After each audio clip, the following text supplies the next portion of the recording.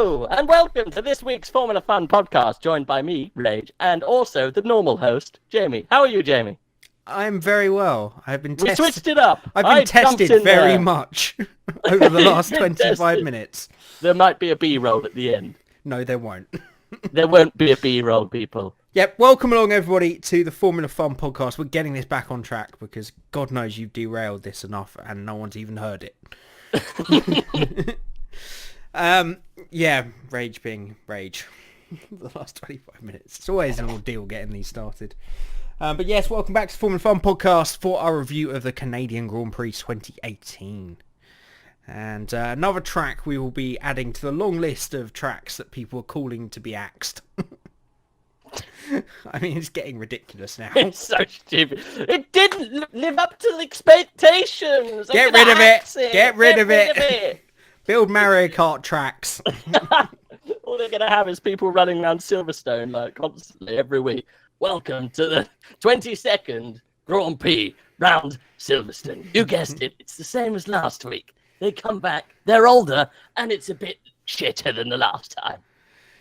And Hamilton really doesn't want to get anywhere near the back of Sebastian Vettel's gearbox this weekend because, of course, Sebastian has pulled his nuke card for this weekend.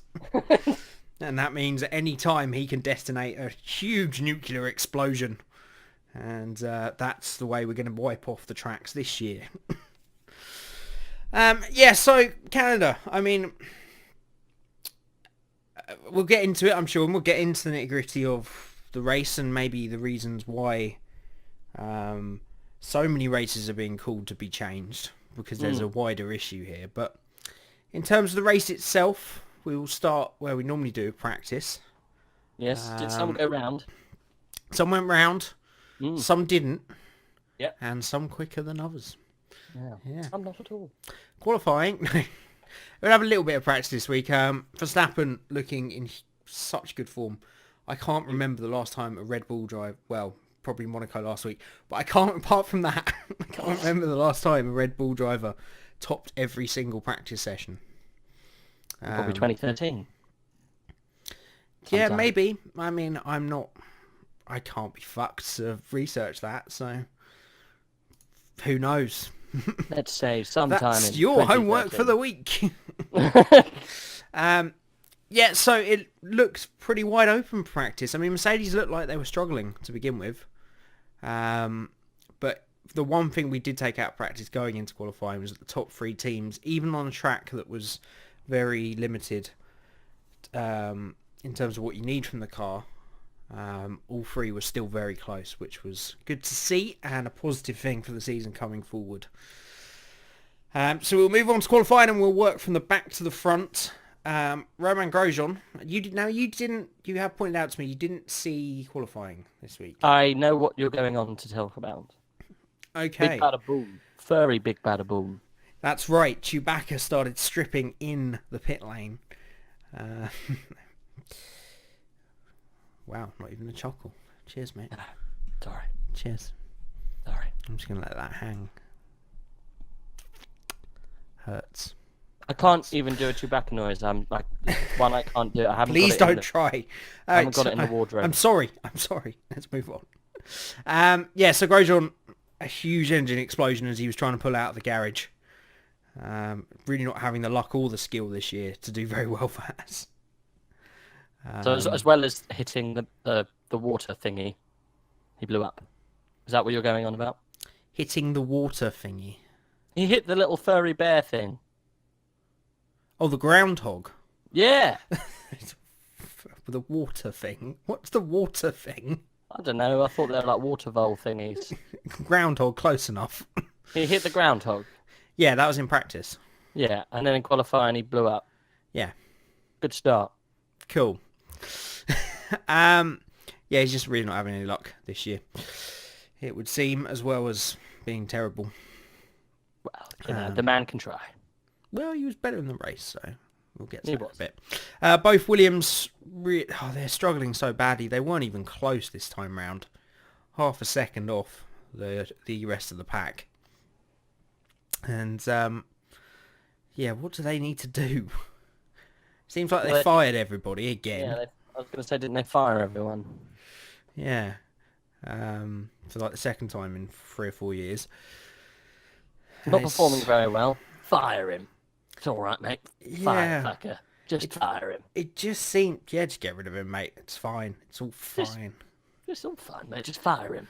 Builds a car. Oh, we fired you all. Shit. It's fine. Yeah. Car's not performing around the corners, so you're fired. Who's in to replace him? It's actually Gary. I met him at the pub last week. He's really good with spoons. He once built a go-kart for his kids when he was drunk. He's Perfect guy. very good. Very good with his hands. Never doesn't know what carbon fibre is. Can't even pronounce it. No, he tried to build a front wing and tried to whittle it out of a bit of NPF. It didn't work. Yeah, calls it honeycomb magic. Yeah, I don't know what they need to do. The car looks alright, and it looks like they're doing all the right things. They're being ambitious with it, but it's just incredibly unpredictable, as it showed in qualifying. Stroll and Sorokin just didn't know what it was going to do from one moment to the next. And some big lockups and some big moments for both of them in qualifying as they tried to wring the neck out of it. Pierre Gasly unfortunately didn't make it through. So close between the midfield this year that it, I don't really hold it against anybody that just misses out on Q2. Because it's a matter of temps. Then both of the McLaren struggling really badly around here. And what was quite funny was they're slower than Toro Rosso's in a straight line, I think, this weekend. Which is, yeah. What must they be thinking right now? I know. Well, the Renault engine, the Honda brought a massive upgrade this weekend. And it works really well. That's the problem. And we'll have to wait and see how it shakes out over the next few races. But that Honda engine might now be quicker than the Renault, which would just be laughable. Oh. And yeah, Fernando Alonso's 300th Grand Prix, and I don't think that's where he wanted to be starting. Charles Leclerc once again shining in the Sauber P13. Incredible result considering that car. Brendan Hartley much improved in the Toro Rosso in 12th. Definitely was much needed, although it didn't last long, as we'll find out soon. Kevin Magnussen in the Haas, not quite able to get into the top 10, but still showing that Haas is quite a competitive car. Then the two Force Indias and two Renaults sandwich each other. Who do you think the pick of the bunch was from those four? Do you think it was Hulkenberg, I guess. Don't really know where I was going with that question, but The one who went fastest? The one who went faster, yeah, good job. Good job. Yep, so very close between those two and seem to be making a little gap for themselves between them and the rest of the field, especially on raw pace. And then come the big six then. Danny Ricciardo was the goes from hero to zero, really, from Monaco. Back of that group, struggling a little bit. And didn't really seem on it all weekend, did he? No. In terms, considering how good he's been around here in the past. Kimi Räikkönen, yet again, made a mistake on his final lap. Do you reckon it's in his contract? I didn't see this, so... do you reckon it's in his contract? Yeah. Oh, could be. I didn't see any of this. I didn't see any of them stay because I didn't see the final bit of qualifying because I wasn't around. But I doubt it's in his contract. No, I don't think so. But he just made a huge mistake into turn one on what should have been his quickest lap. Then Lewis Hamilton, the Canada specialist, really struggling around here. I mean, I say really struggling. He was just less than 2 tenths off pole, or just over 2 tenths off pole. And just over a tenth behind his teammate, but not where you expect him to be around Canada. Verstappen, incredibly impressive, considering Red Bull think that Renault engine's cost them 3 or 4 tenths around here. That shows you how impressive that lap is.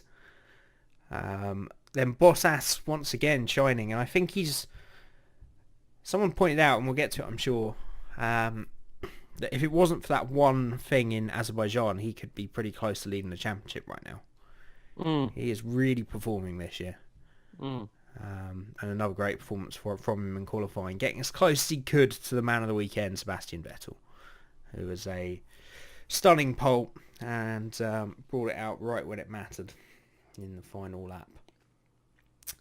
Star of qualifying for you, even though you didn't watch it, but I guess you can judge from the times and stuff.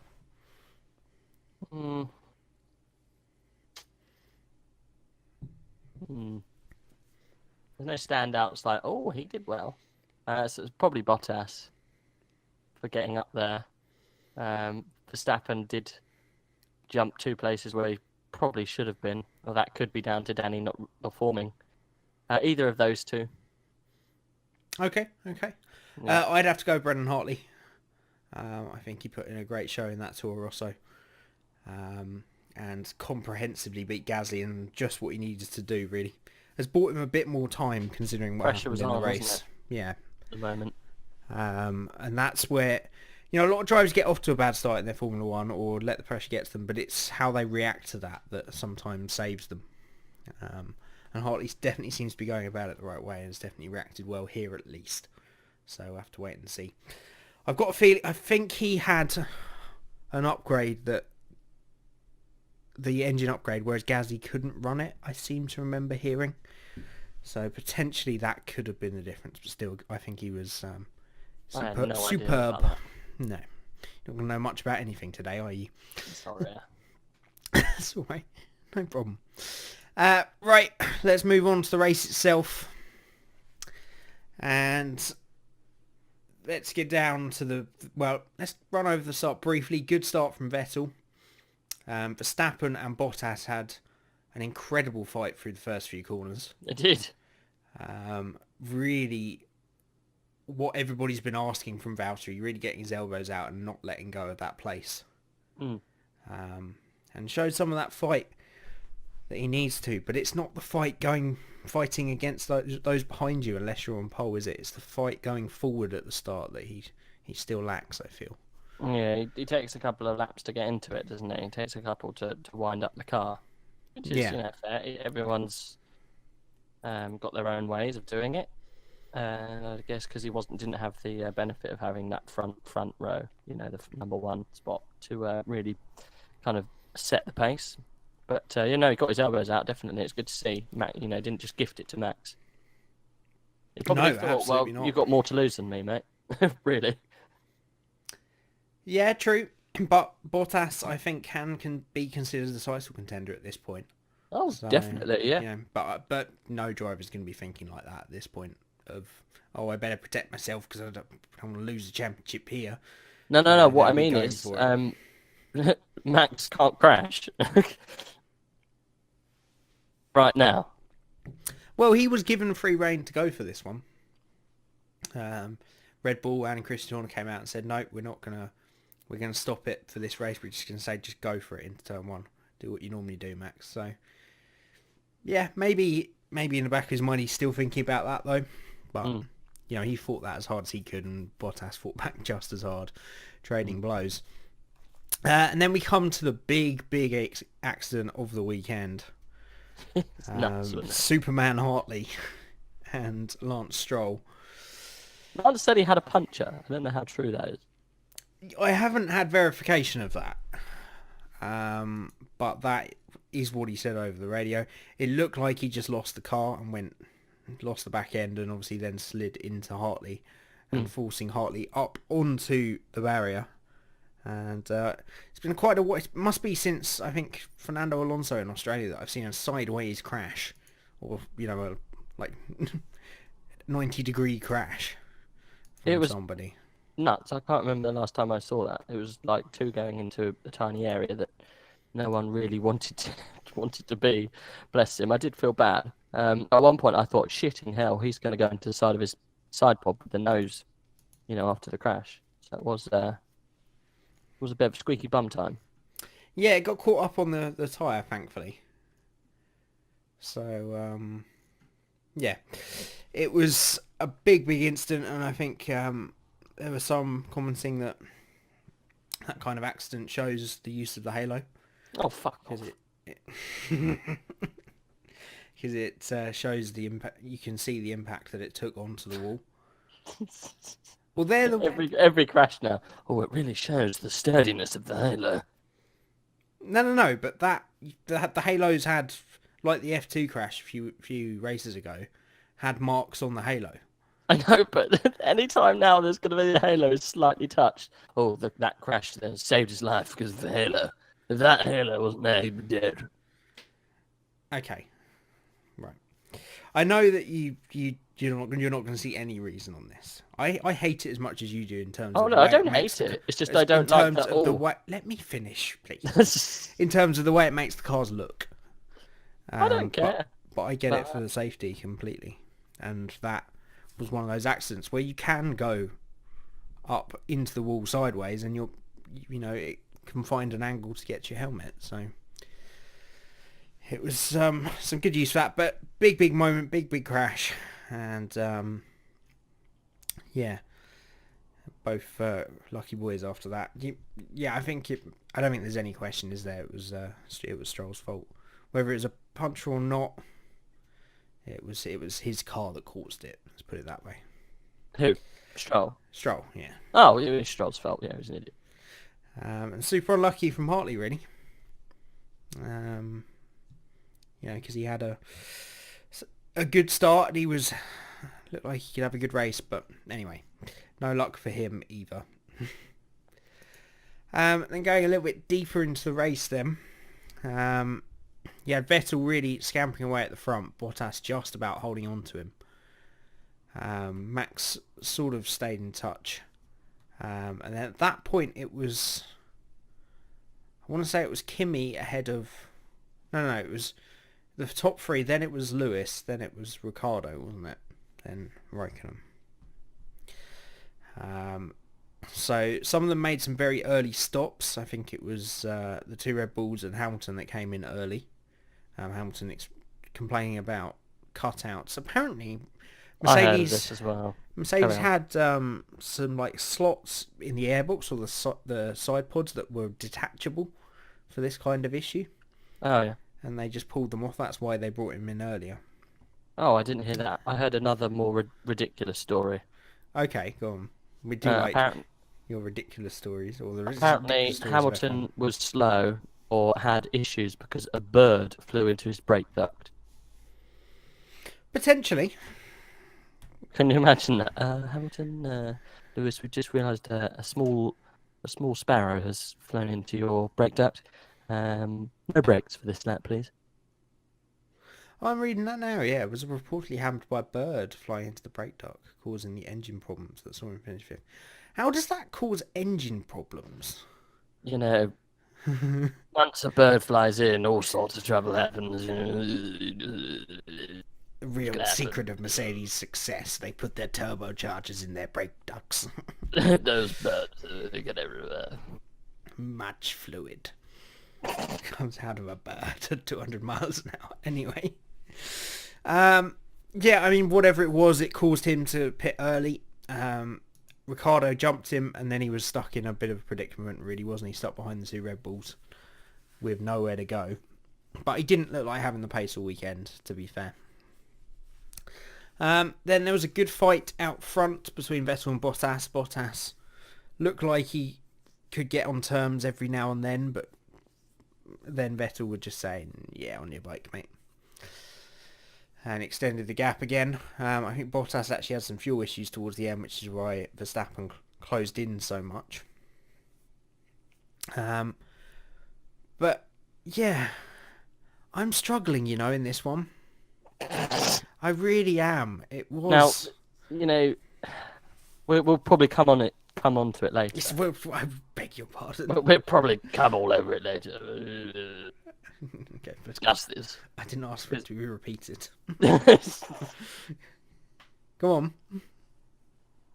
Do you think these races are how they are because of the current tracks? Or do you think it's because of the current cars? It's not the tracks. 100% it's not the tracks. It's all fine. It's not the tracks, mate. Well, we've had so many good... This track has been unchanged for 40 years, almost. Mm. It's, apart from the final corner, which has changed a bit over the years. But it's always been one of the most exciting races. You think the races we've had here the last few years, they've been incredible. Oh, yeah, I know. So it's you can't suddenly turn up and play. This is the one that, now I could see people's points in certain races. Australia, there were certain things you could say. Abu Dhabi, obviously last year. Monaco has never been an exciting race, so there was no surprise there. But this one really pointed out why we're getting these issues. And it's not the tracks. There's two issues. The first we've known about for a long, long time, which is the issues with following, which hopefully is going to be rectified next year with these drastically simplified front and rear wings. And it's just very difficult to follow now that the engines have sort of leveled out a bit more as well. The DRS isn't quite as prevalent, so it's a bit trickier down the straights. But the big reason here, I think, was something we saw in Monaco as well, and saw Hamilton complaining about, was Pirelli have been conservative on the tyres, but they're still tyres that you've got to look after. And that's kind of the wrong thing. It's in the middle. They're not tyres that don't drop off at all, so you can't push all the way through. And they're not tyres that give you 2 or 3 stops to open up the strategy. They last long, but you still have to look after them. And the issue you have is people are just nursing them to do the one stop because they don't want to stop twice. Because it's so hard to follow, because it's so hard to overtake, they just spend the entirety of the race at like 90%. And they can't afford to go and attack because they'll destroy the tyres, have to do one more stop, and they'll never catch back up again. So it's a mixture of the tyres and the aero. It's just... I think like every time you have a change of some kind to rules and whatnot, it's always gonna cause some kind of loophole or something they never really thought of, or some kind of weird thing because of this thing and all of this. So it's so ridiculous. Like I kind of agree a little bit with the moans of Christian Horner, because he was saying the other day that we as a team, not necessarily a fully fledged, as he put it, one of the big teams like Ferrari or Mercedes. It's so expensive for these guys to develop all of the pieces that work with these front wings and the rear wings, and now they've got to start from scratch. They've got to do all of this work just to tick a box so it apparently provides better racing. It's just such a knee-jerk reaction to everything. But sometimes I guess the only thing they can do is these weird kind of knee-jerk reactions, because otherwise people are just like, Ferrari throwing a veto, and everyone's like, no, we don't want to do that, no, we don't want to do that, and stalemate, and nothing ever comes of it. So, it's got a plus side, but then it also does have a bit of a negative, because it is such a ball ache for all these. Now these teams have got to design all these new things. So whereas Red Bull probably made some real gains recently with their car and the aero, and it really does feel like they've switched something, for the better, and they're not going to be able to actually get build on that next year. It's all going to be out of the box new. Yeah, I get your point. I think it applies to general big rule changes and engines. I still don't really know what they're doing next year. And if he's come out and said that about the wings, then it suggests to me maybe it's going to be a lot more open than I thought maybe it was. But the way I sort of understood it is they're going to make a lot more of the wings standardized, and they're going to limit the amount of elements to 2 or 3. It's not quite what I picture in my perfect mind, which is back to 2000, mid-2000 wings of 2 planes and a very simple rear wing, like a GP2 car. Yeah. I'm sure they are still going to be able to develop as much as they want on those planes by the sound of it. And yeah, it's true. It changes the whole rest of the car as well, of course. They have to redesign. But there can be a lot more expensive things. At the end of the day, every single aero part on a car is brand new when the season starts. They redesign it from scratch, even if it's an evolution. It's still Oh, got to be sure, yeah. designed, wind tunnelled, and built. So, Yeah. and that's the main cost. So, at the end of the day, I don't see aero changes making that much difference to the cost. It's a bit weird that he comes out and moans about it, though. Yeah, it is a little Because bit. they're, if anything, carbon fiber's pretty cheap for Red Bull. Seem to be like rolling in it. Yeah, it's just all carbon fibre. It was almost like a bit of a moan because they might have, not necessarily the cost of it, but he said, oh, it's the cost, because but it's more that they might have, reached a good point where they've got a lot of things working. It goes to show Monaco how quick they were. Yeah, I think the other point of this, of the big, let's open this up and talk about the big change for next year. Why not? We haven't got much else to talk about from the race, let's be honest. Yeah, I think the other big thing about it next year is that if it's to fix the overtaking, but the big complaint over the last few years hasn't been, until this year or until these newer cars, hasn't been the overtaking. It's been that there's been such a performance gap, and that is the thing that's really closed up. And this year is showing to be exactly what we wanted, which is a big fight between three manufacturers.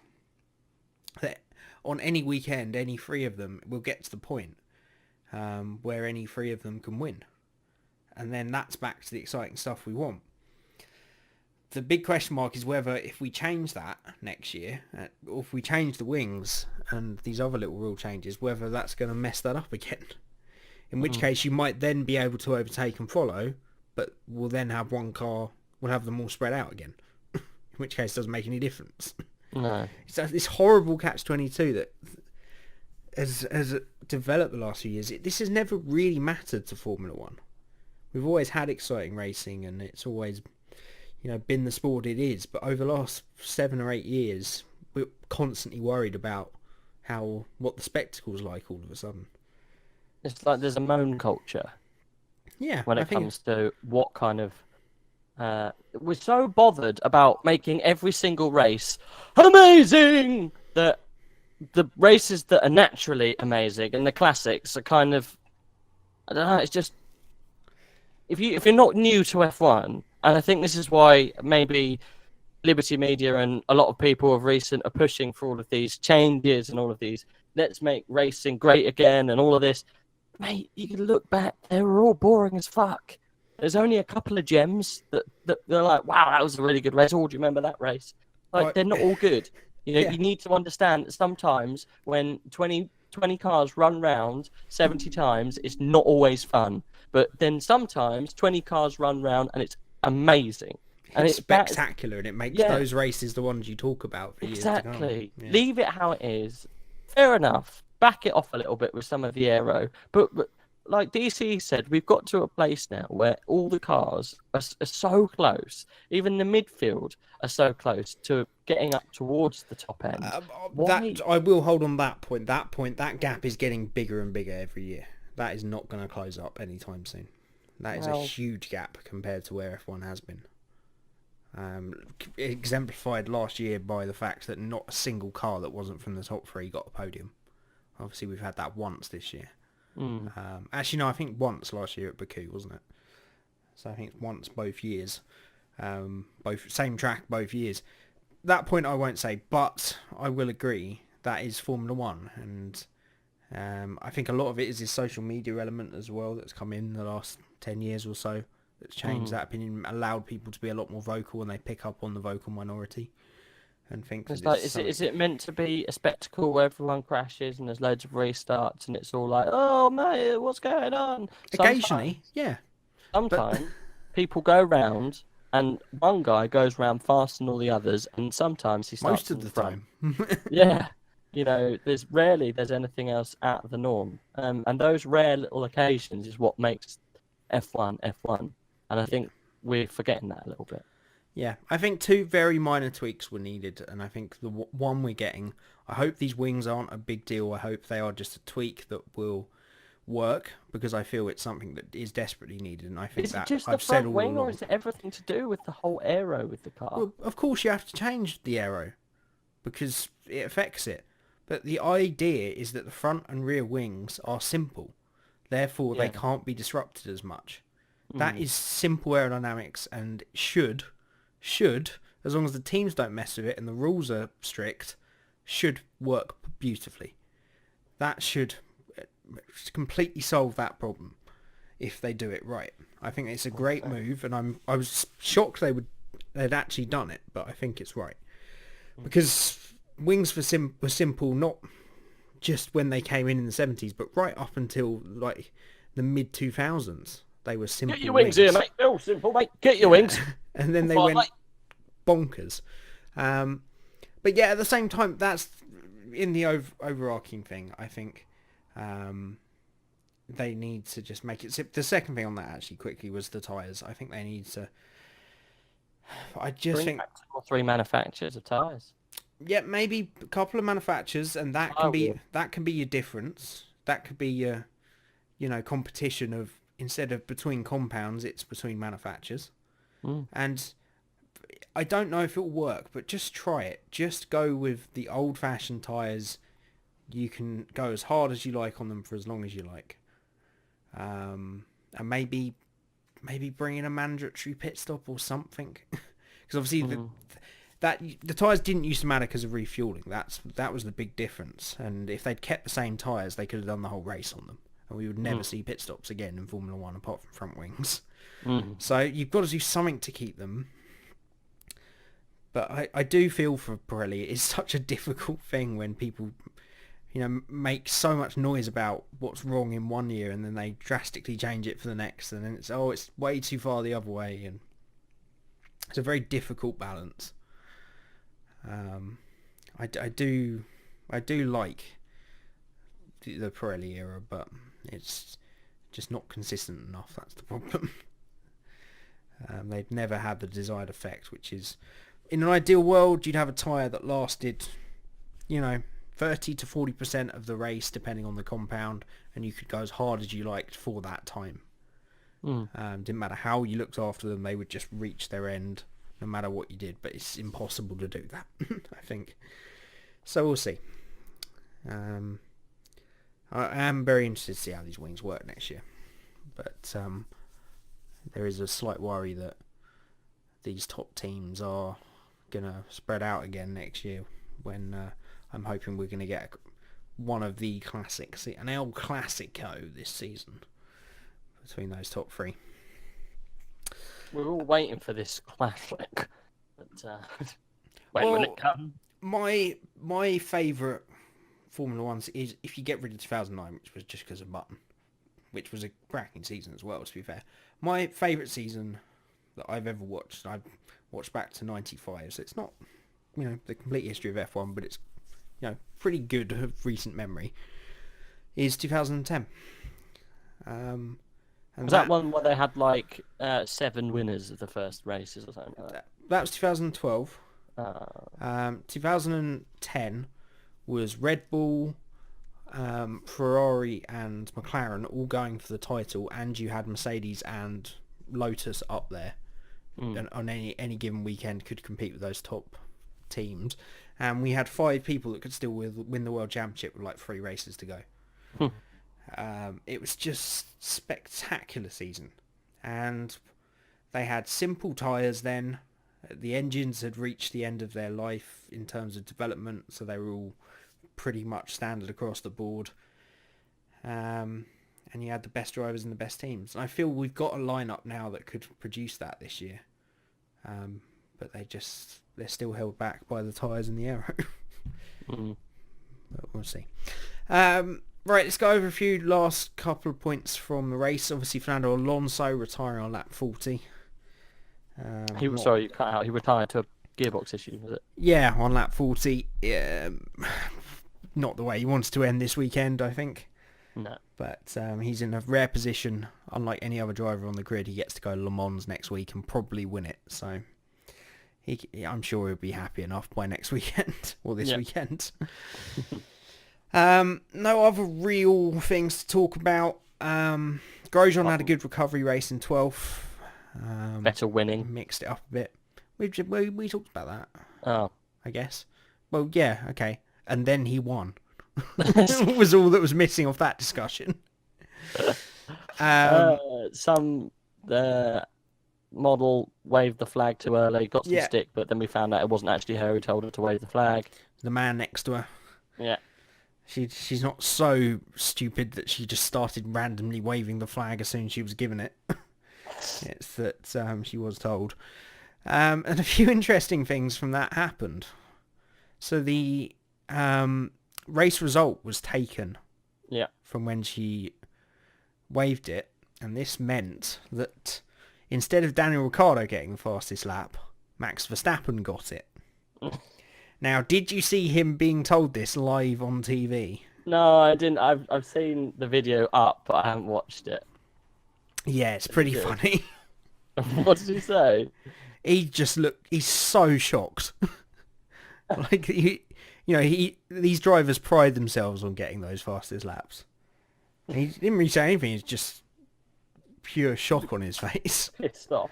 Yeah. And I think he actually asked at the end of it, can you check that? That's not, I definitely got, because they didn't explain to him why he didn't get the fastest lap, just that he hadn't, and then Max has got it. I think that's what added to it as well. But yeah, bizarre thing. I think something that happened a few years ago with Pele as well. Yeah, I heard. Yeah, it was in Brazil. Yeah, so there is a history of this. But yeah, Didn't Vettel moan? Pretty sure he moaned about something. Well, he pointed it out over the radio. What was quite funny is he hadn't passed the flag. He was watching it on the TV screens. He's like, can we make sure that no one finishes the race? Don't know why he was now Italian, but that's what happened. That was Italian. Good. I think so. It's Italian. Cool. He is Italian, isn't Yeah. No. Yeah, that was the rest of your fun from the race. So let's run through the order, I guess. Vettel, perfect weekend, completely under control. Ferrari back in business and regains the lead of the championship. Valtteri Bottas pushed him as hard as he could, but you always felt that Vettel was just keeping him as far away as he wanted to. You feel like Vettel, if he'd gone 100% for the whole race, would have been miles in the distance. Two Red Bulls did very well. Verstappen, much needed weekend, showed great pace all weekend, to get just missing that straight line speed, I think, to challenge. And Ricciardo, even with a bad qualifying, good strategy got him back out ahead of Hamilton, and he stayed there and fought him off for the rest of the race. So good double team result for Red Bull. Hamilton, we'll go over to our resident Hamilton expert to dissect his weekend. What happened? He's the master of Canada. The middle bit was a bit poo, and then he struggled in the race because he was also a bit poo, and he may have eaten a bird. Thanks, Jeff. No problem. Yeah, no, pretty well summed up. He's when he's off, and he knows he's off, he's off. And he I think was it's just off one of this those weekend. offs. It was just one of those offs, mate. He showed okay pace, just didn't get it together, as you say, slightly off. So I don't know. It was a bit of a weird one, wasn't it? Bit of a weird situation. Yeah, I think, not really too sure why. Yeah, I mean, there's the whole thing frustrates me a bit. The race, just because you look at that top six. I'm sure he would have been. He's frustrated by the racing as well, Hamilton. He's such a racer. But you look at that top six again. 3 temps covering all 6 of them in terms of lap time. Less than half a minute between the top 6. If they could follow, if they weren't looking after the tyres, that could have been an incredible race, especially around Canada. And I feel that we're being, going back to these issues, they're just ruining the racing, because those 3 teams are so close now that they could finish in literally any order, I feel, every weekend. But the reality of it is they finish where they start almost. But from pit stops. Technically, I think and I think Bottas could have caught Vettel if it wasn't for his little turn one incident about 10 laps from the end. Potentially. It's difficult to say because Vettel had gone through a lot of traffic, and Bottas had to get through the same traffic still before his mistake. But yeah, I still feel Vettel had it under control. Probably. But it's difficult to tell because again they just weren't pushing 100% because they were just looking after those tyres trying to do a one stop. You look at those Red Bull show great pace on the super softs, but they had to do 50 odd laps on them.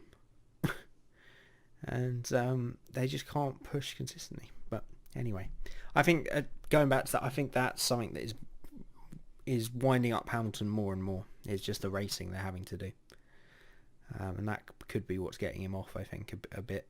Do you think that's what it is then? It's this tyre issue because it's a couple of times now we've been Hamilton's been talking about tyres and how he's been frustrated with tyre choice and the tyre issues currently. Do you think that'll change when we move on to the next race in France? Tyres won't be such an issue. It's a bit of an unknown, isn't it? It's very difficult to say with France, and what is worrying me a little bit is Pirelli when they go to a new circuit are normally super conservative, which is not what we need. No. But we'll see. I'm really excited for France. I think it'd be interesting to see. I really don't know the circuit very well, so I don't know what it's going to throw up. But yeah, it'd be good to be back in France. And Magny-Cours always used to be a cracking race, so hopefully Paul Ricard carries on from that. But yeah, I just think it is. Hamilton's such an out-and-out racer. He knows the pace that they can do, and he would have known for 40, 50 laps there that everybody was just driving within their limits, because all those drivers will feel that and know what everybody's doing. And yeah, it will just be frustrating. I think it's frustrating for us to watch as well. But we have already had two classic, as we said, we've had classic races, and I'm sure we'll have some more this season. And if the championship battle tightens up, it's going to get tense anyway. So yeah, we'll see. Best of the rest, the two Renaults had a great weekend, did well to beat both the Force Indias home. Hulkenberg ahead of Carlos Sainz. Ocon in ninth, another pretty good performance from him, to be fair. And Charles Leclerc, a point. It's a wonder kid. He's so good. He really is. I love it. Like, you might not beat Marcus Ericsson. He's literally walking him around the fucking car park right now. Epic. Yeah, it's getting much wider, that gap. Absolutely. Roman Grosjean, still no points? Still no points. Much better race from him, to be fair. I know. From where did he pretty much start? From the back? He did start last, yeah. To beat his teammate. And he stayed out an awfully long time, like 50 laps, before making his first pit stop. And then fell into the same problem as everybody else. He was much quicker tyres than Gasly. He couldn't get past him for 20 laps. So that's why the strategy didn't work, and why nobody did two-stop strategies apart from Perez, and that really showed how it didn't work. You see, he was right there with the Force India, with his teammate, and the two Renaults, and you can see from his lap time he's half a second quicker, but he just couldn't go anywhere because you just can't overtake. So yeah, the two Hasses, 12th and 13th. We'll wait and see if they do better at other tracks. They did actually bring some upgrades this weekend. The first time a Haas has ever had a major upgrade during a Formula 1 season since they came into the sport, which is incredible, really. So good on them, and hopefully they can start making some progress. I really am impressed with that team. I am as well, but I'm really impressed with that team. Straight out of the box, quick. Really jumped from the bottom of the pack, fighting with the Saubers. I know Sauber have also made a bit of a jump. It's been a bit of a switcheroo around with different teams, but I know, fair enough, their performance is starting to just losing a little bit on that development race. But I'm still mightily impressed with Haas, and I hope they do, provide these guys, these young whippersnappers, not so much Roman, but whatever, you know what I mean, a better platform to show their skills, whether it be blasting people into the side of the wall at Baku, or crashing into walls for no reason. Whichever's easiest. He's got to go, really, at this point. I don't like either of them, to be quite honest. No, I have to be careful because I know I've got an awful lot of K-Mag fans. I love the team. I love the team, but I'm not a fan of the drivers. That's happy to say. I like the Haas. I think it's a plucky little team, but I think there should be an American driver in there, and I think there should be a big name. Yeah, I think the problem with American is there's not really one at the moment. Ferrucci's the hope, but he's... Rossi can come in. It wouldn't be fast, but Rossi can come in. Well, yeah, if you're going to put someone in for the sake of it, you put in Ferrucci because he's got the potential. Yeah. But we'll see. I would like to see them get a big name driver in. I don't think he will. Hulkenberg would be interesting in that car. He doesn't need to go backwards right now, does he, really? No, maybe a Verline would be quite interesting in that car. Verline? Yeah. He's a very talented driver and still got a long career ahead of him, I feel. He just needs to be given another chance. Well, Verline was the superstar that everybody was talking about, but he never got the chance to shine. I don't think Mercedes will let him go. I think he's being lined up for a replacement for later. Yeah, but he's got to know as well at some point that if he wants to be in Formula One, he can't wait around for that Mercedes seat forever, because I think George Russell has already jumped the queue in that, and maybe Ocon. He'll be back. I don't think this is the last we've seen of Verline. No, I agree, but that's why I think he'd be interesting in a Haas. He was being We've got a lot of young guys who will replace Hartley. Sorry. He was being talked to replace Hartley as well, so I think we'll see him back. Sorry, go on. We've got a lot of young guys. Got those guys about that age, Verline, Giovinazzi, some others. Don't know them all. That could all jump in a car and be quick off the block. So, I wouldn't be surprised to see him in there next year with a bit of a mix-up. I think especially with people like Max and Ocon and Leclerc, is a big danger for those mid-age drivers of the Hulkenbergs, the Sainzes, the Grosjeans, Magnussen, Perez. Van Dorn isn't even considered an old boy now. I think a lot of them will be looking for that next exciting star to do the job that Ocon, Leclerc and Verstappen have done. There's a lot of those in the pipeline. So, maybe do you think he hasn't been picked straight away because of slight doubts about his back? Or do you think that's long forgotten? What, Verline? Maybe that's why he's had a rest this year. No, he had nowhere to go. Sauber have no obligation to them. They got a Ferrari engine. And they wanted to bring in Leclerc, quite rightly, Ferrari junior driver, and Ericsson paid a lot more money. And he had nowhere else to go. That's what he always did, a vastly better job. Last season he was poor, though, to be fair, in comparison to Ericsson. The seasons before that he'd been similar to what we've seen with Leclerc. And this is what I think is crucial with Leclerc's development, is he needs to jump into a better car immediately next year. I can see Leclerc being the kind of driver that doesn't necessarily have to have the financial backing, but could jump into a big team, like Lewis did, a little bit like Max did. I know Max had the backing of his academy, but you know what I mean, that kind of backing as opposed to Stroll backing. Yeah, I think he has to be put in for Raikkonen. I think he has to go into that deep end and get that confidence, and that's where you turn into a superstar. If you have those years mellowing out in a midfield team. For that? Oh, 100%. 100%. He will be in that car. Do you think Raikkonen gives a shit? No. Well, I mean, come on. He doesn't. That question could have had anything before it, any statement. Potential of nuclear war. Do you think Raikkonen gives a shit? No. And now leading on to my new thing. Does Raikkonen give a shit? Someone throws shit at his face. Does he give a shit? No. No, he doesn't. No, he doesn't. His wife's ridiculously hot, and he's very rich. Does he give a shit? No. Did you see the national anthem, Kimmy? No, someone threw shit at me. Whoa. Keep flying. Yeah.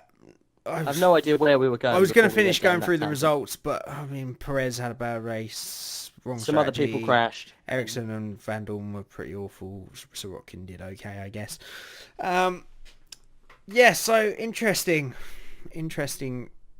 race in terms of, I think, seeing the top six. How that order. The big positive I would take out of Canada is how on a power track, Red Bull was still close. Yeah. I think those three teams are going to fight it out right until the end. I mean, If you look at the top threes, look, there's only 20 seconds, 30 seconds separating all of them, which is not a lot. Exactly. And the top three separated by 10 seconds and people are like, oh, it's boring, race. It's boring. You can see the gap where Lewis got stuck behind Dan, so there's a little bit of a gap there. But then Raikkonen was stuck behind Lewis. Obviously, there was couldn't get into that bubble. Those other guys couldn't get into that bubble, so they're all as fast as each other, which is good to see. Yeah, as I said, you just got to look at those lap times as well. Yeah.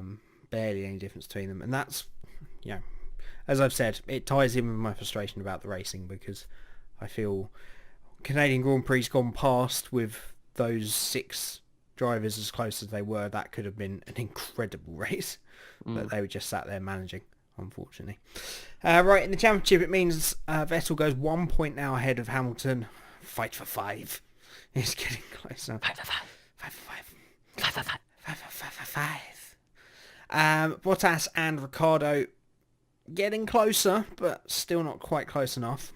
But it could only take... I can see maybe a flashpoint happening between Vettel and Hamilton, and then it having a knock-on effect to another race or something. And those Can you two imagine could if they be knock right. each other out? Exactly. And that's it, no points. And then Danny Ricciardo wins the race. And he's up there.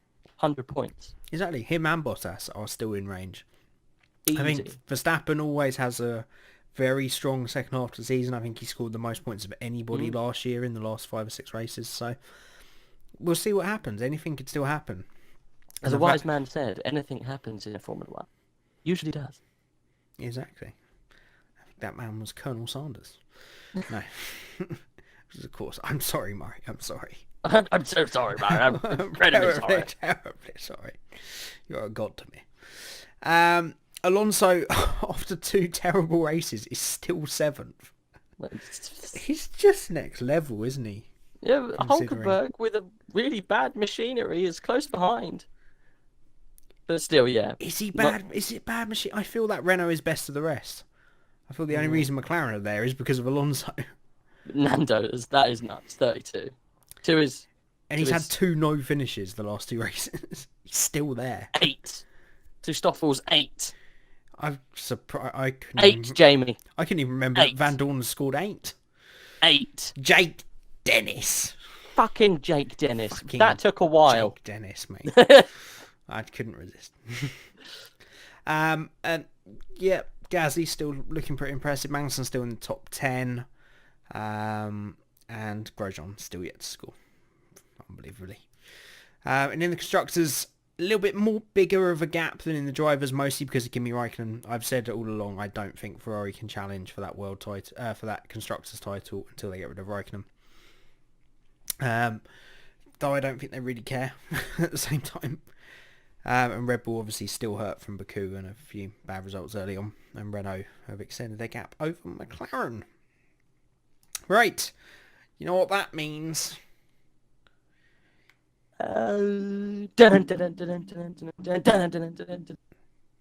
Sponsored by the creamiest beverage you can buy this side of Nicaragua. It is cream in a can.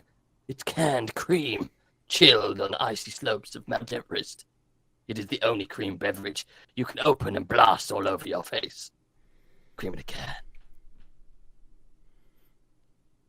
So what's it time for? Oh, sorry. Sorry. They do actually sponsor part of our podcast. It's called Crash of the Week. Yeah, that was fucking pathetic. All of that, and then it's Crash of the Week, isn't it? Crash of the fucking week, you bloody bastard! Shaky Crash of the Week. What is it? There's literally it's a non-contest, really. It's either Grosjean smashing into a small animal or Stroll crashing into a small furry animal. There's nothing else to choose from. So it's the Stroll Hartley crash turn 4 or 5. Yep. Best crash of the year so far. That was a top dollar crash right there. It happened in front of me. I was like, Jesus Christ! It was a primo crash. It was a top of the draw. Oh, spice! Yeah, I mean, there was no contest. You had a few people clipping the wall in practice, but that was about it. That's the crash of the week. Right. I believe you'd organised something for this week. I have organised something this week. It's a special one. It's a little bit different. I know there's certain people out there are really annoyed that we don't have our own little thingies anymore. So I thought I'd bring back a little bit of fun, a little bit of let's test Jamie. I'm telling you, it's an old man. It's the same music as Crash of the Week. But no one cares. It's fucking Test Jamie, you bastard! What? No, I didn't agree to this. It's Test Jamie. Oh, right. fuck. This week, higher or lower. Race starts. Legend Edition. We're playing fucking The Price is Right. Are you kidding We're playing me? higher or lower in Test Jamie, alright? Now, shut the fuck up, sugar tits. We're doing this, alright? You ready? It's The Price is Right. It's not The Price It's a is blatant Right. rip-off. It's Copyright. higher or lower. Copyright. No. Right, we're starting this off. DC or Massa, higher or lower? You're not allowed to use Google. What is the question? Race starts. Right. Race starts. Higher or lower? Not size. Higher or lower? Race starts. DC or Massa? That's not how higher or lower works. You start with a card, then you turn over the next card. Right, we're starting with the card. DC, 246 starts. Higher or lower? Okay. Massa? Higher. Oh, shit, I best keep scores of these so we know how many scores you've got at the end. So he's got one right. Yay! There's no prize. Fuck. Right, so better than Massa or worse than Massa? Higher or lower? Ricardo? No. How many Raikkonen, starts higher has or Massa lower? got? Massa's got 269. So I'm really bad at Okay. this. You've never seen one of the longest running TV shows. I've never played it before. Okay. I thought it would be a good idea, but I didn't work it out properly in my head. No, right? we've got it in now. You turn over one Massa. card at a time and you say the number once it's been Yeah, guessed. Okay. thank you. Massa, Yeah, I love it that 269, the higher or contestant's lower? telling me how to run the That's game. all right. Massa, higher or lower than Raikkonen? Higher or lower? 269, higher or lower? Higher. Oh, he's got it right again! Not fair! 278 starts from Raikkonen. Where did those come from? Well, he was in Formula 1 before Massa. He beavered away at those starts. He missed a few seasons, to be fair. Beavered away. Eagerly beavered away.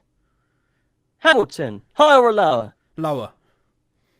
Jesus Christ, he's good at this, boys. Yeah. Hamilton, 215 starts. Nico Rosberg, higher or lower? Lower. Oh, he's got another one right. Yeah.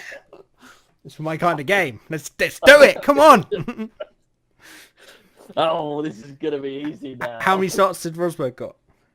Rosberg's got 206 starts. Oh, it's close. It was close. It was I guess very he was in 2008 one season afterwards, and he quitted one season before. But yeah, okay, let's go. Schumacher, higher or lower? Higher. Christ. I know. Schumacher, 306 starts. Jenson Button, higher or lower? Higher. 306 starts. Are you sure? Yeah. Are you sure? Yeah. It's the same amount of starts at 306. Fuck. That's not a point. That's a Does half that a count point. Monaco? No, this is starts. So this is not actually entries to GPs. This is starts. Does it count? And it does count Monaco. It counts that one off Monaco. Yeah. Are you Yeah. sure? 100%. Okay. Wikipedia's never wrong. Okay. I don't know if that's a wrong because they've got the same higher or lower, the same. This game's called higher or lower, is it the same? To be fair, The Price is Right is one suit of cards, so that's an impossibility in the game. You've found a loophole. Right, moving on. Alonso, higher or lower? Lower. 306. Lower. He's got another one right, guys. He's got another one right. I mean, that was... Last question. Barrichello, higher or lower? Higher. Fucking son of a bitch. He's got them all right, guys. He's got them all right. I thought I would catch you out with those. No, mate. Jamie beat us with the knowledge. He beat us with the knowledge. You've got to throw... What you did raw. Great game. I like this idea. Yeah. And I love my F1 trivia. And I will never cheat on these kind of things. So I would be massively up for doing something like that again. Great addition. I like that. You can play along at home as well. How many did you get right? How many did you get right? But your big problem what? Was you have to throw in a curveball. I tried to. You have with to go Nico and Raikkonen. They're not curveballs are like Timo Glock, Jim Clark. You know, people... Look, I didn't have lots of time. That's all right. That's all right.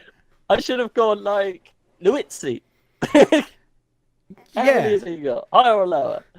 You want to go? Right, you want to go from like a. All right, next week we'll do higher or lower with some of the 1 or 2 seasoned wonders. Higher or lower? It'll be small numbers, much harder. Okay. Or we could go with some mid runners, like people like Sergio Perez. You decide, mate. I feel like we've played that game though. Right, fine. We have another version of Test Jamie. Yeah, let's do another Test Jamie, and then we can go back to the.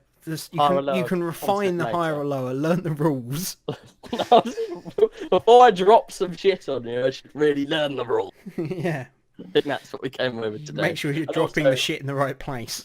Jamie, you did get 6 right. Is it 6? 1, 2, 3, 4. Is it 6 or 7 right? I don't know if I'll count the JB one. Because it was the same. I wouldn't count it because that's the kind of curveball of like, aha, it's the same. It's the if you're a real F1 fan, you'd know. Your biggest mistake out of all of that though was at the beginning going Barrichello, whoever the first 2 were, and then going DC. Higher or lower. Higher or lower what? You know what, man. Higher or lower? Height, weight, podiums, wins. Age. When you listen this back, I did say race starts, but I don't think you heard because of the banter. I don't think you did. I did. I know I did, but you didn't hear. I'm going to cut it out. Okay. No. Definitely. You're going to cut it out when I edit. Yeah.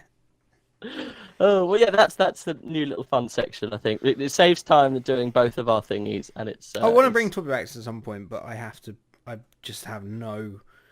not motivation. I just have time to do anything, and it's more editing and it's more time and yeah. Yes, Jamie. But that's a good interim. I like that.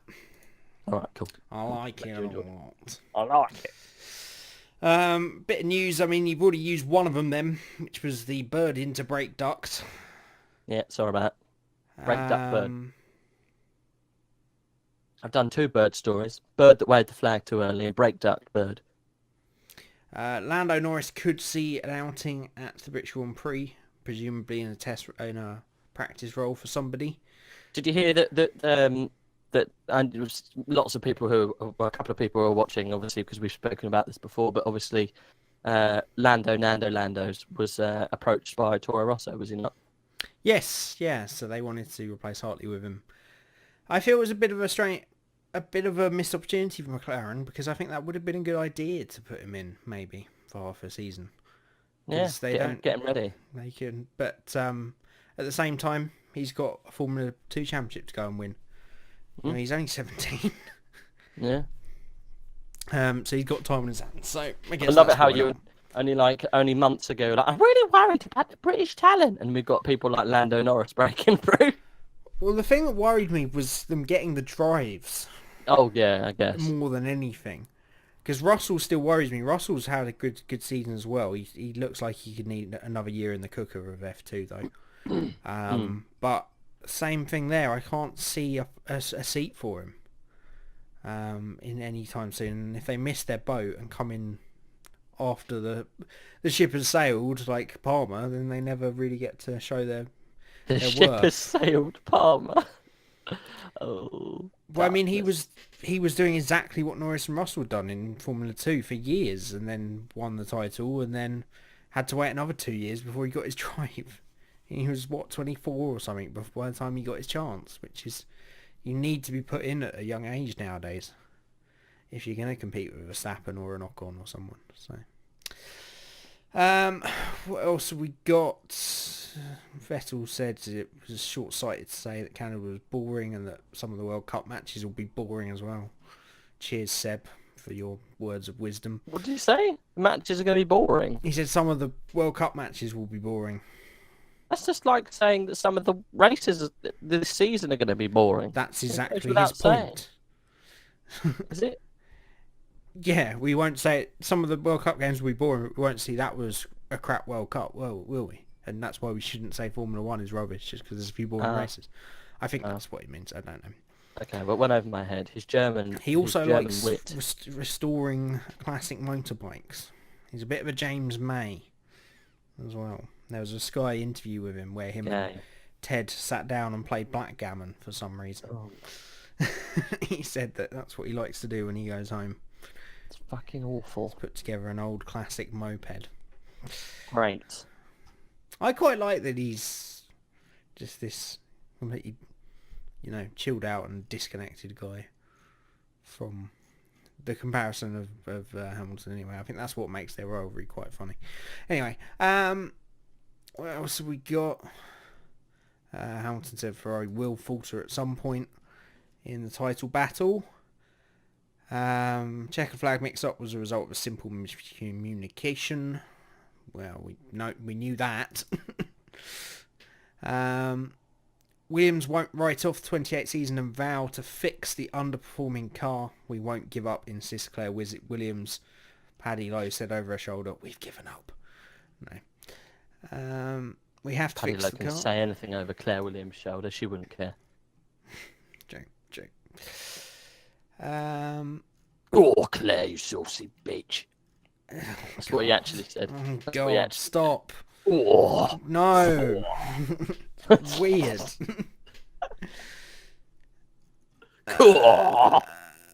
McLaren looking like they're going to go to Indy.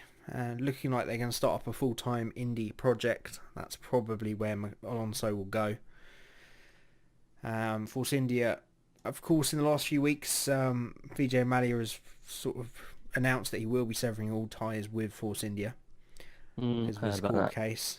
He's passing over the mantle to his son. Now, have you Googled his son? No. Please, for the love of God, Google his son. What is his name? Let me just Google Vijay Mallya.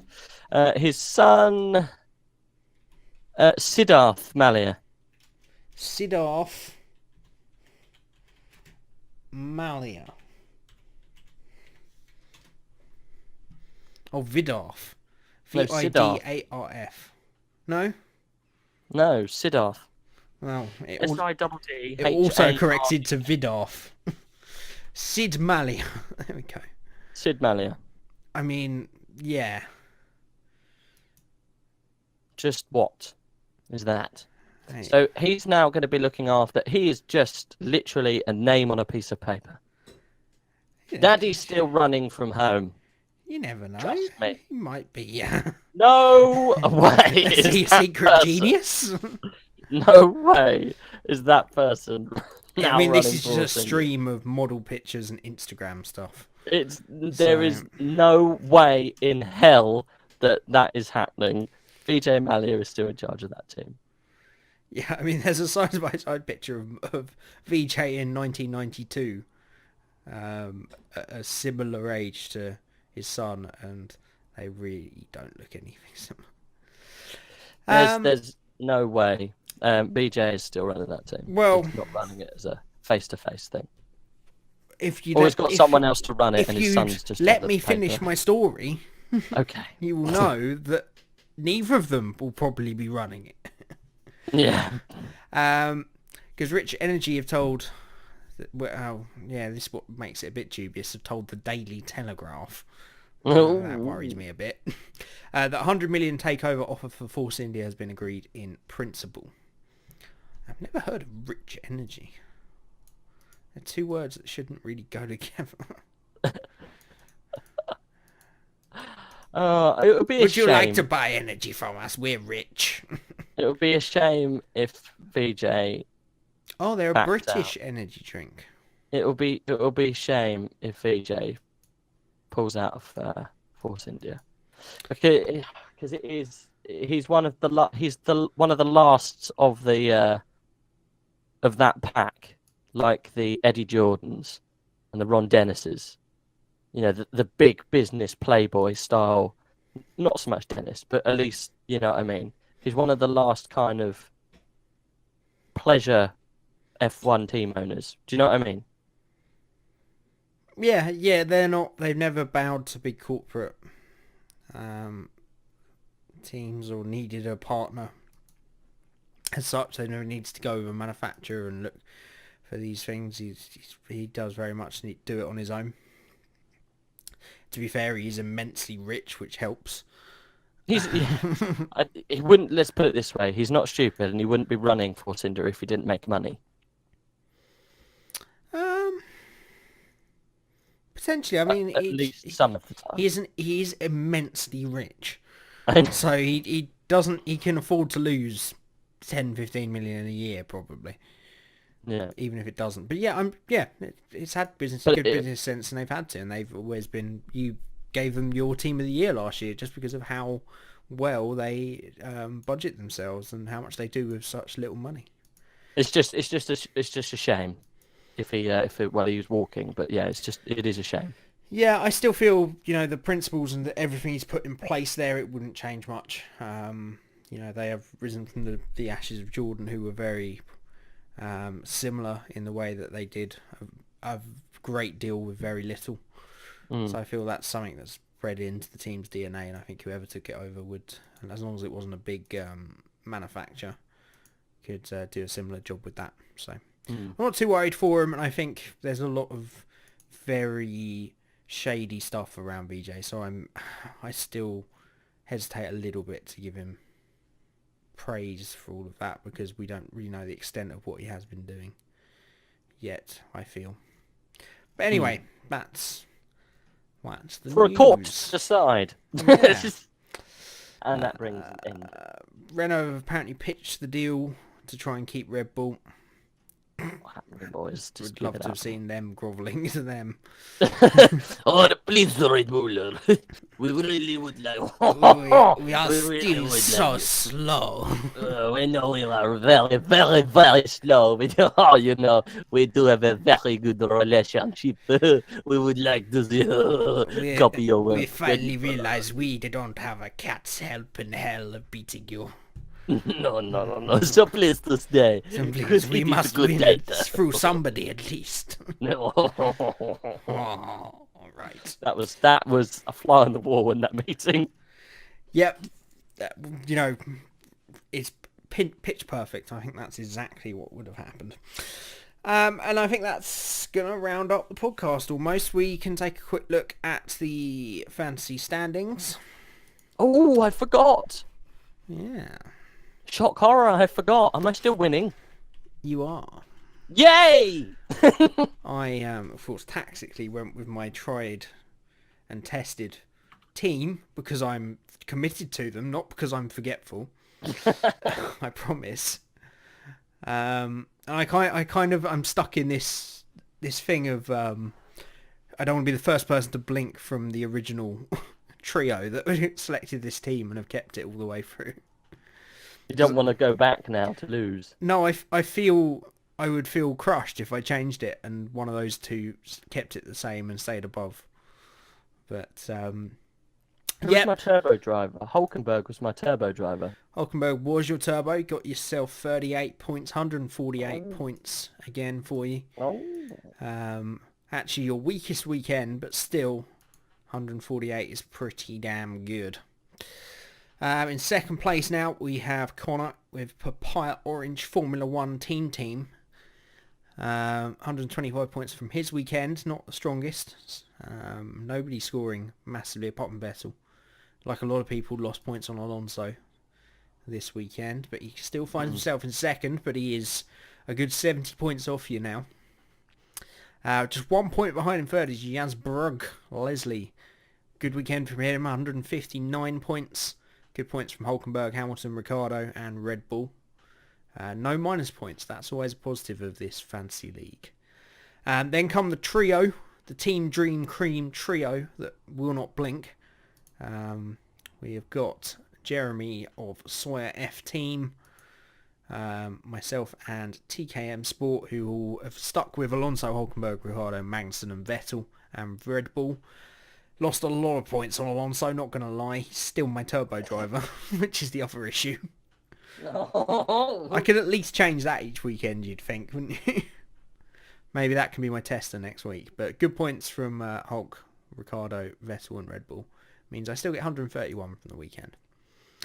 Then moving down 7th, Merck F1 Miroslav. Again losing points with Alonso. Not bad points from Raikkonen, Vettel and Leclerc. Fox has dropped down to 10th there. Oh no, poor Fox. Who else have we got? Is that Greg? Yeah, Greg rolling chicane. Not the man. Oh, terrible weekend, Greg. 65 points.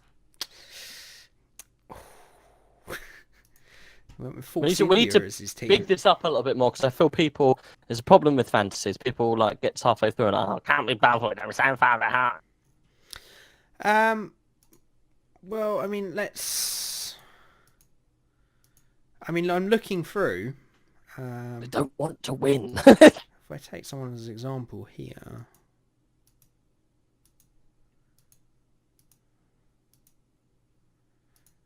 Yep, so there's no changes.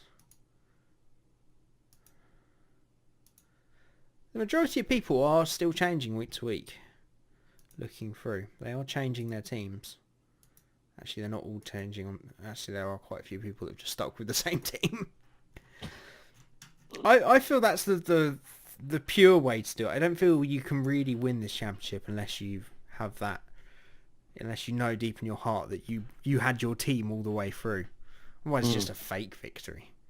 I'm going to change my team to suit the weekend. Actually, you haven't changed. You didn't change this weekend either, did you? I've changed once. Yeah, one change. Okay. I feel you can only... I think you can only change one driver a weekend, though. Is that... money comes into it. Like you can't have like really good... Yeah, but there's a wild card thing where you can only change all your team once a year. So I feel I haven't tried to change it. I think you can only change one driver a week. I might be wrong in that. But anyway, keep it up, everybody. We've got a nice league of 19 people going and competing. And anyone could still win it. Long way to go. And you've got to get yourself that team in a can. Cream in a can t-shirt. Cream in a can t-shirt.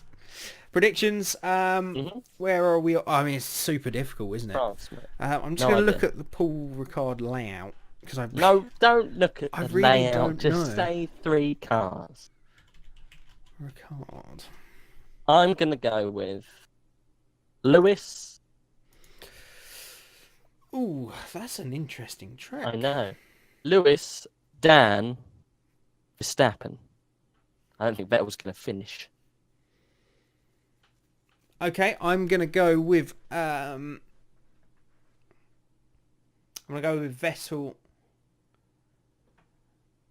Lewis, Ricciardo. Safe bet that. There you Safe. go. Really? Yeah, why not? Well, Lewis hasn't really been shining in the last few weekends. But yeah, that's what I'm going with, and we're going to stick with it. It's going to be interesting. Let's hope the unpredictability of a completely new circuit is going to shake it up a bit. We'll wait and see. And Le Mans next weekend, of course. Going to be interesting. I rarely watch it. Well, I'm going to be watching for sure this weekend. Not just Alonso, but the return of my man to the JB. To the European racing circuit. You know he's leading the championship in Japan at the moment. No. Yeah. What championship is he in? Super GT, which is their endurance. So it's like they've got absolutely bonkers GT500 cards, which are like Nissans and NSXs and stuff, but on steroids. and then they've got GT300, which is just the normal GT3 class. So it's like a mini endurance series. They're like 3 or 4 hour races. I think they do have a like bumper 6-hour race or 12-hour race at Suzuka as well. Oh yeah, Jenson Button with Yamamoto. Yeah, very promising young driver from Japan. But yeah, he does little highlight videos on his YouTube channel. If you want They are.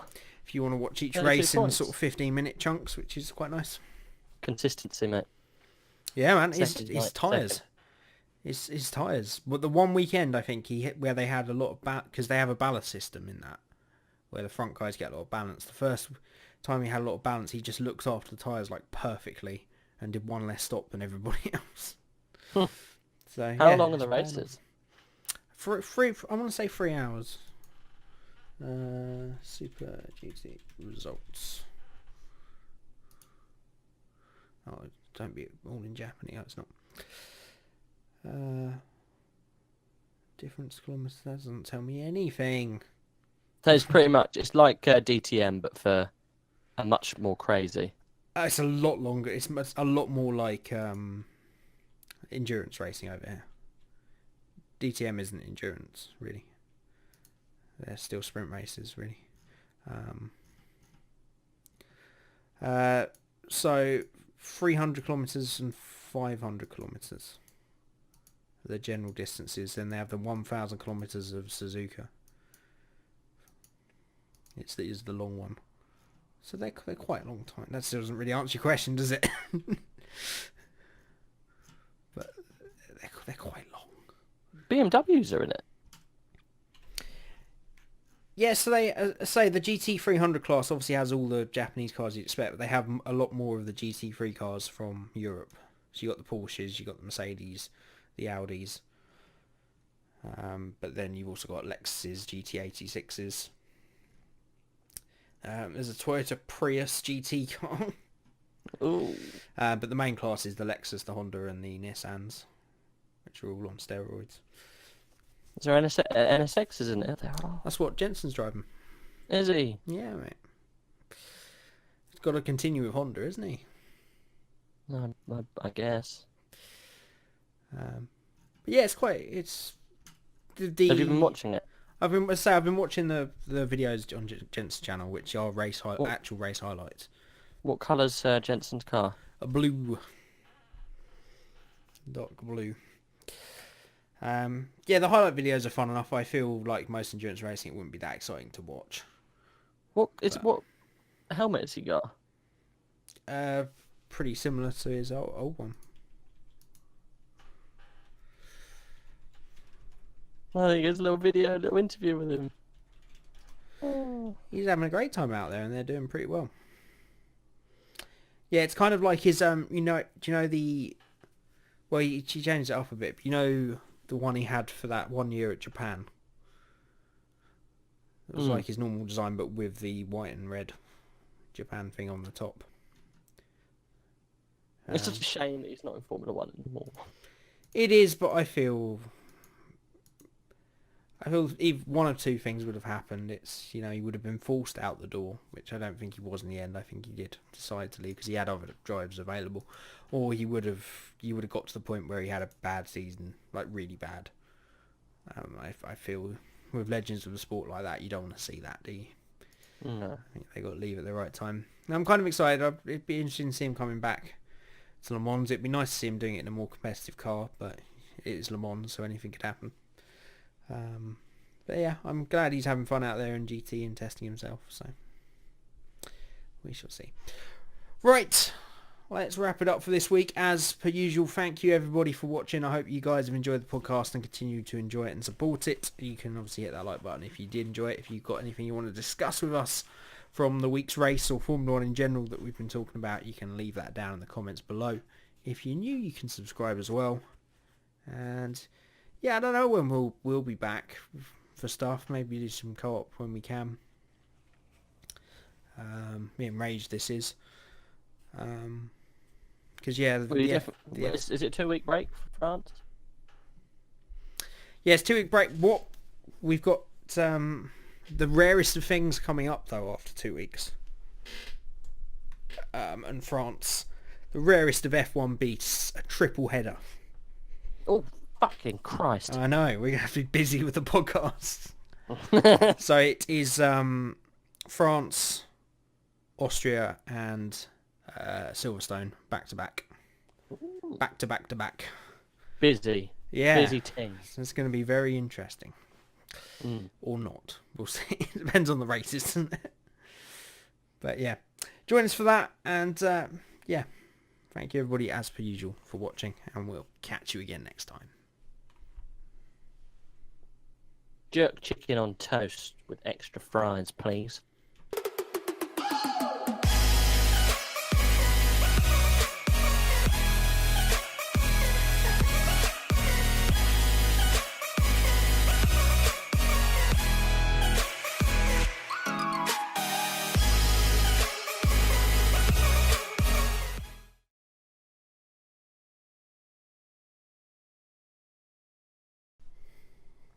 One second, I'll get it ready. I wanted to do a little fun bit of fun.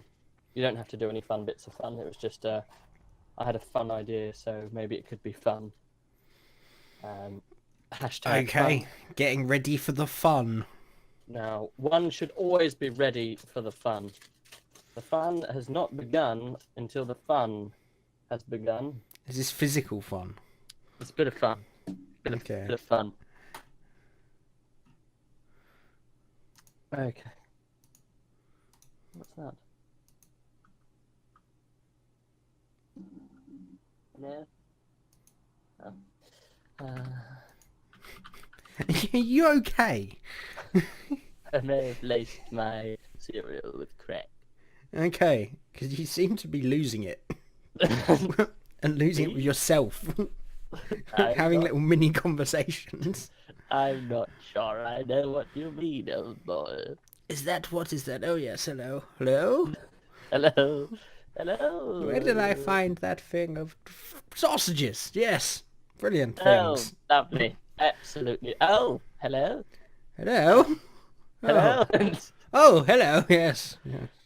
Can you hear me?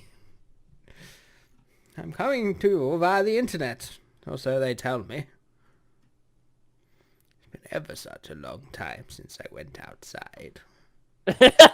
Hey! Oh! Hey!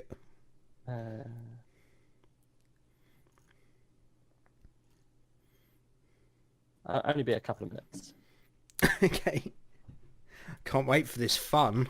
It's a good fun game. I'm not gonna remotely tell you. Oh, would you look at that? He's engaged. That's very nice, isn't it? Jensen Button's engaged to a former Playboy button. Jesus, she's got a rack on her, hasn't she? My bloody hell. Oh my. Oh my, she's got a lovely pair.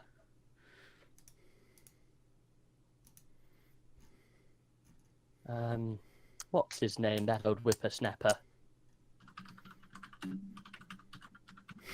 I don't know what's going on. Hello, it's magic, you know. Oh, would you look at that? Oh. For goodness sake.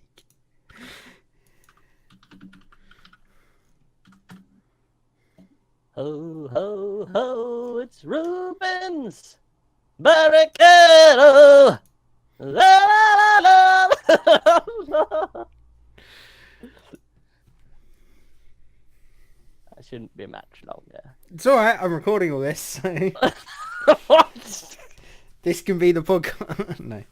God, no. Goodness gracious me, no. Ho, ho, ho. Do you mean ho, ho, ho? Let's Ho, get the song right. Ho, it's DC, you know.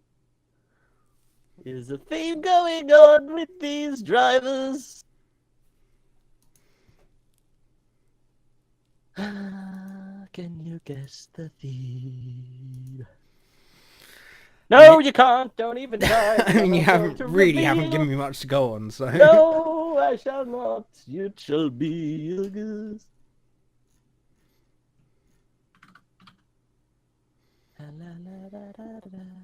Sorry, I'm doing some work in the background here.